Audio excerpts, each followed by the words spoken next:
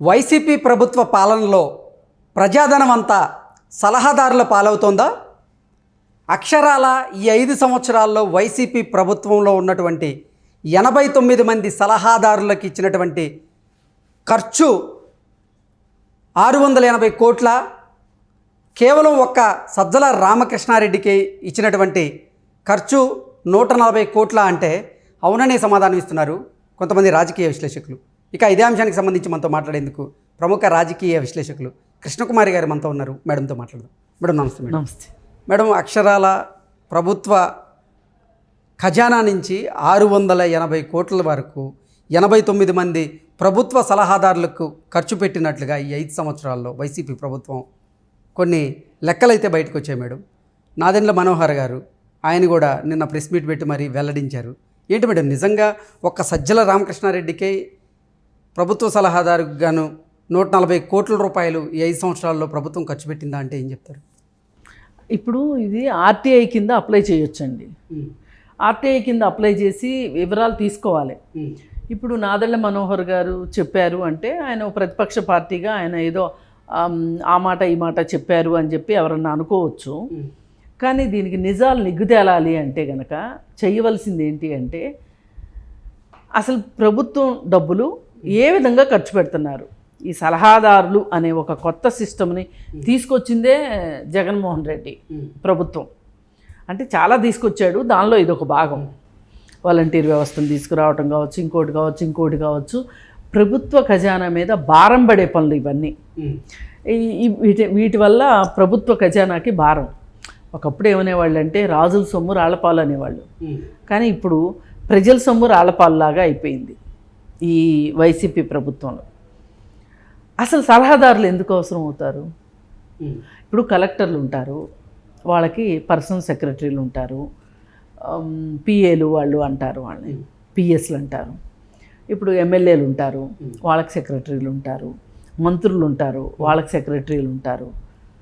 మరి వీళ్ళందరూ ఉండగా ఇంకా స్పెషల్గా ప్రభుత్వ సలహాదారుల అవసరం ఏమొచ్చింది? అసలు ఈ ప్రభుత్వ సలహాదారులు ఏం చేస్తున్నారు? ఇది కదా ప్రశ్న. మొత్తం సలహాదారులు ఎంతమంది అసలు? 89 మంది అండి. 89 మంది. ఈ 89 మంది సంబంధించి ఒక శ్వేతపత్రం అయితే విడుదల చేయాల్సిన అవసరం ఉంది.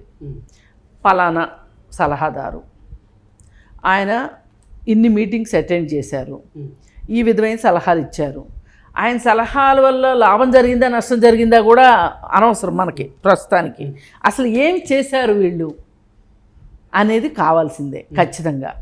ఈ సలహాదారులను తీసుకోవడం వెనకమాల ఉన్న ఉద్దేశం ఏంటి అంటే ఆయనకి ఎలక్షన్స్ అప్పుడు కావచ్చు, ఎలక్షన్స్ ముందు కావచ్చు, ఆయనకి ఇతోధికంగా ఉపయోగపడిన ఎవరైతే వ్యక్తులు ఉంటారో వాళ్ళందరినీ సలహాదారుల లిస్టులో చేర్చేసేసి వాళ్ళందరికీ వడ్డీ చేయడం మొదలెట్టేశాడు ఆయన. ఈ వడ్డన ఎక్కడి దాకా వెళ్ళింది అంటే ఇప్పుడు మన రాష్ట్రంలో నాయకులు, మన రాష్ట్రంలో మేధావులు, మన రాష్ట్రంలో సామాజికవేత్తలు వీళ్ళు ఎవరో ఉన్నారనేది మనకు సంబంధం లేదు. పక్క రాష్ట్రాలలో అయినా పర్వాలేదు, నా మాట వినేవాడు కావాలి. ఒక హార్డ్ కోర్గా నీ మాట మాట్లాడేవాళ్ళు కావాలి. ఇప్పుడు అతను ఉన్నాడు 30 years ఇండస్ట్రీ పృథ్వీ ఏం చెప్పాడు? అయ్య బాబోయ్ అదో పెద్ద ఉగ్రవాద శిక్షణా కేంద్రం అని చెప్పాడు. అంటే ఎట్లా ఉంటుందంటే వాళ్ళు ఒక ఉద్దేశంతో ఒక మనిషిని తీసుకుంటే ఆ ఉద్దేశం ప్రకారమే వాళ్ళు పనిచేస్తారు. వాళ్ళకి అప్పగించిన బాధ్యతకి ఇంకో 4 ఇంతలన్నా పనిచేస్తారు తప్పితే తక్కువ అయితే చేయరు. చేస్తే ఉండవు పోస్టులు. ఆ పద్ధతిలో వీళ్ళు ఒక ఉగ్రవాదుల మాదిరి వీళ్ళకి ఏదైనా టాస్క్ ఇస్తే పనిచేయాలి, లేదంటే నోరు మూసుకుని కూర్చోవాలి. అలా అని టాస్క్ ఇచ్చినప్పుడే టాస్క్ మాత్రమే డబ్బులా అంటే అది కాదు, నోరు మూసుకున్నందుకు డబ్బులే నెల నెల వాళ్ళ ఖాతాల్లోకి వచ్చి చేరిపోతాయి. అసలు ఈ సిస్టమ్ని క్వశ్చన్ చేయలేదు చూడండి ఇప్పటిదాకా. ఇది రాజ్యాంగబద్ధమైన వ్యవస్థేనా అసలు ఈ సలహాదారులు అనేది? పైగా ఈ సలహాదారుల్లో ఎక్కడో ఒక చోట వేరే సామాజిక వర్గాలు ఉన్నాయి, కానీ ఎక్కువగా రెడ్డి సామాజిక వర్గం వాళ్ళే ఉన్నారు. ఒకప్పుడు ఎప్పుడన్నా ఒక ఇద్దరికి తెలుగుదేశం గవర్నమెంట్లో ఉండగా ఆ సామాజిక వర్గానికి సంబంధించి ఒక 2 పోస్టులు ఇస్తే గగ్గోలు పెట్టేసేవాళ్ళు. ఇప్పుడు మాట్లాడరేంటి ఎవరు అసలు దీని గురించి? అంటే తెలుగుదేశం వాళ్ళు మాట్లాడకపోయారంటే అది వేరే విషయం. సామాన్య జనమైనా ఎవరన్నా కూడా ఆయన మాట్లాడవచ్చు కదా. ఏంటిది ఈ అరాచకత్వం ఏంటి? నీ కులం అన్నీ నీకు ఇష్టం ఉంటే వాడికి ఇంకేదో చేసి పెట్టు, ఓ కాంట్రాక్ట్ ఇవ్వు, లేకపోతే ఇంకోటి చెయ్యి, లేదు నీ పార్టీలో ఒక పదవి ఇచ్చుకో. అంతేగాని ఊరూరి పసుపు ఊరూరి కుంకుమ ఊరేగన అన్నట్లు ప్రభుత్వం డబ్బులతోటి మీ సరదాలు తెచ్చుకోవడం ఏంటి? నీకు ఇష్టం ఒక వ్యక్తి అంటే నువ్వు నీ ఇంట్లో తీసుకెళ్ళి పెట్టుకో, నువ్వు తిండి పెట్టుకో, నీ దగ్గర ఖజానాలో డబ్బులు ఇచ్చుకో. నేను ప్రభుత్వం డబ్బులు ఇవ్వడానికి అసలు రాజకీయ నాయకులు అంటే, ఎన్నికైన ప్రజాప్రతినిధులు అంటే వీళ్ళు ప్రభుత్వ ఖజానాకి ట్రస్టీలు లాంటి వాళ్ళు. అలాంటిది ఇట్లా ఇజార్లు బజార్లు చేసుకుంటారా డబ్బుల్ని? ఇంత విరజముకుంటారా డబ్బులు ఎంత ఎక్కువైతే మటుకు? 88 మంది ప్రతి నెల ఒక్కొక్కరికి 1,50,000 జీతము అంటే మళ్ళీ వాళ్ళకుండే హోదాలు, వాళ్ళకుండే విమానం టికెట్లో రాయితీలు, రైల్వే టికెట్లో రాయితీలు, మళ్ళీ వీళ్ళు సరదాపడి ఎక్కడికన్నా వెళ్తామంటే, ఢిల్లీ వెళ్తాం మీటింగ్ ఏదో ఉంది అంటే ఉన్నా లేకపోయినా దానికి ఖర్చు, తిరుపతి వెళ్తామంటే తిరుపతిలో వీళ్ళకి ప్రోటోకాల్సు, ఇవన్నీ ఏంటి అసలు ప్రజల డబ్బులతోటి? మళ్ళీ మీరేమో మనది పేద రాష్ట్రం, డబ్బులు లేని రాష్ట్రం, ఇంత పెద్ద రాజధాని ఎట్లా కడతాను అంటావు. మరి ఇది ఎందుకు? ఈ 680 కోట్లు ఏంటి? ఒకప్పుడు ఎప్పుడైతే ఆంధ్రప్రదేశ్ ప్రజల్ని చేదరించుకున్నట్లు వీళ్ళు కాంట్రాక్టర్లు, ఆంధ్ర పెట్టుబడిదారులు అని తిట్టిన వాళ్ళే, ఇంకా అంతకంటే హీనమైన మాటలు మాట్లాడిన వాళ్ళకి ఇవాళ అక్కడ పెద్దపేట నడుస్తూ ఉంది. అసలు దేవులపల్లి అమరు మీకు ఇంకొక జర్నలిస్ట్ దొరకలేదా? ఆంధ్రప్రదేశ్లో జర్నలిస్టులకు అంత కొత్త వచ్చిందా? మీడియా సలహాదారు ఏంటండి? ఇంతకుముందు ఎప్పుడన్నా ఉందా ఇది? మరి ఎందుకు చేసినట్టు? ఇప్పుడు సచివాలయ వ్యవస్థను ఒకటి తీసుకొచ్చి పెడితివి, అలాగే వాలంటీర్ వ్యవస్థను తీసుకొచ్చి పెడితివి. ఈ వ్యవస్థలన్నీ కూడా నీ మానసపుత్రికలే కదా. కరెక్టే, నీ మానసపుత్రికలే, నీకు సేవ చేయడానికే ఉన్నాయి. మరి జీతాలు కూడా నువ్వే ఇచ్చుకుంటే మీరు నేను ఇప్పుడు మాట్లాడం కదా, ఎవరు మాట్లాడరు కదా. నీ దగ్గర దోచుకున్నది బోలెడు ఉంది కదా, అవి పెట్టొచ్చు కదా. అసలు రాష్ట్రం విడిపోయింది, మనకి ప్రత్యేక హోదా ఇవ్వలేదు, ప్యాకేజ్ ఇవ్వలేదు, స్పెషల్ ప్యాకేజు.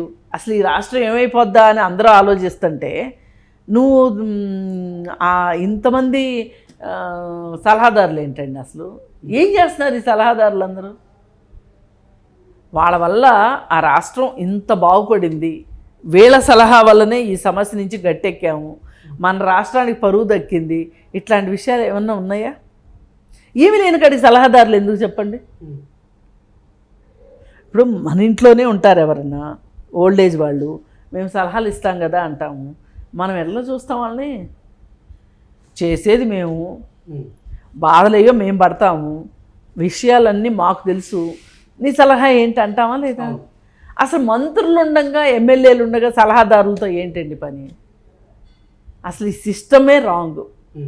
ఇది పెట్టినందుకు ఇప్పుడు స్కిల్ డెవలప్మెంట్ స్కీమ్లో స్కామ్ జరిగింది అని ముందేవేవో కాకిలెక్కలు చెప్పి చివరికి 24 కోట్ల 36 కోట్లు ఏదో తేల్చారు కదా. 24 కోట్లు. ఆ 24 కోట్లు ఖర్చు అయింది అని చెప్తున్నారు. ఇప్పుడు మీరు చెప్తున్న 680 కోట్లకి 24 కోట్లకి ఎంత తేడా ఉంది? పైగా 24 కోట్లు కూడా లంచంగా పరిగణించడానికి లేదు, వాళ్ళకి పార్టీ ఫండ్గా ఇచ్చింది. ఇప్పుడు అదే విధంగా ఆ పార్టీ ఫండ్ ఇవ్వడం కూడా తప్పు అంటే, ఈ దేశంలో బీజేపీ అత్యంత ఎక్కువ ఎలక్ట్రల్ బాండ్స్ అమ్ముకుంది, తర్వాత కేసీఆర్ అమ్ముకున్నాడు. మరి వీళ్ళందరూ ఏం చేస్తారు? ఏ రకంగా చూసినా ఇది సమర్థించుకునే చర్య కాదు. దీనికి ప్రభుత్వ ధనాన్ని వృధా చేసినందుకు, అవసరమైన కార్యక్రమాలకి వాడకుండా ఉంచినందుకు ఖచ్చితంగా ఏ రోజైనా సరే జగన్మోహన్ రెడ్డి సమాధానం చెప్పుకోవాల్సిందే దీనికి సంబంధించి. ఒక పక్కన టీచర్లు తక్కువయ్యారు అని స్కూళ్ళు మూస్తున్న ఆంధ్రప్రదేశ్లో స్కూళ్ళు అంటే పౌరులకు సంబంధించినవి కదండి. భారత పౌరులు తయారయ్యేది తరగతి గదుల్లోనే కదా మనం చెప్పుకుంటాము. మరి అట్లాంటి స్కూళ్ళను కూడా కలిపేసేసి 2-3 ఊర్లకు ఒక స్కూల్ పెట్టి ఇప్పుడు ఆ 2-3 ఊర్ల వాళ్ళు ఎట్లా వెళ్ళాలి స్కూల్కి? మీరేమన్నా బస్సులు ఏమన్నా అరేంజ్ చేస్తున్నారా గవర్నమెంట్ స్కూల్కి? లేవు కదా. అంటే ప్రైవేట్ స్కూల్కి వెళ్ళమని ఇండైరెక్ట్గా మీరు చెప్పేది. ఇట్లా మీరు తీసుకున్న నిర్ణయాలన్నింటినీ ఒక్కొక్కటి మాట్లాడితే గనక, మీరే గనక వినాల్సిన పరిస్థితి వస్తే గనక మాట్లాడేవన్నీ చెవుల్లోంచి రక్తాలు వస్తాయి ఒక్కొక్కళ్ళకి. ఇన్ని దుర్మార్గాలు, ఇన్ని దురాగతాలు చేశారు. మీరు మీ పార్టీలో ఏమైనా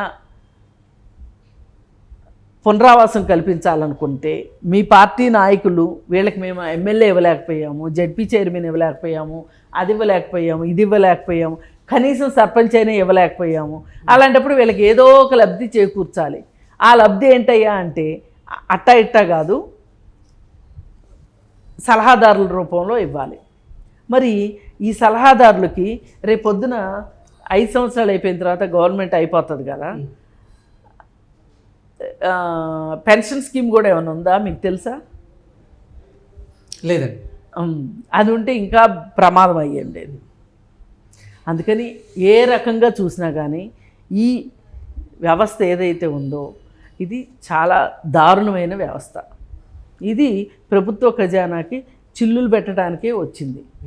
ఎందుకు చేశాడు జగన్మోహన్ రెడ్డి అంటే, గుర్రాల ముందు పచ్చిగడ్డి కట్టి వాటిని పరిగెట్టించడం ఎట్లాగో జగన్మోహన్ రెడ్డి తెలిసినంత ఎవ్వరికీ తెలియదు.